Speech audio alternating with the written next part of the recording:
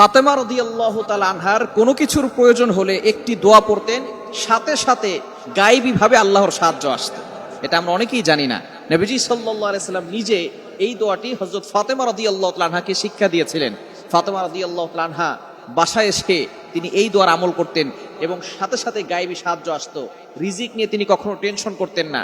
তার ঘরে খাবার ছিল না, যখনই খাবার থাকতো না তখন এই দোয়া পড়তেন আর আল্লাহর পক্ষ থেকে গায়েবী সাহায্য আসতো করলেন, আর আল্লাহ পাক রব্বুল আলামিন তাদের কাছে গায়েবী ভাবে রিজিক পাঠিয়ে দিলেন। দোয়াটি হচ্ছে আল্লাহুম্মা ইয়া আউওয়ালাল আউওয়ালিন ইয়া আখিরাল আখিরিন ইয়া দাল কুওয়াতিল মাতিন ইয়া রাহিমাল মাসাকিন। এই দোয়াটা কিন্তু আমরা অনেকেই জানি, একেবারে সহজ বাক্য। আল্লাহুম্মা ইয়া আউওয়ালাল আউওয়ালিন ইয়া আখিরাল আখিরিন ইয়া দাল কুওয়াতিল মাতিন ইয়া রাহিমাল মাসাকিন।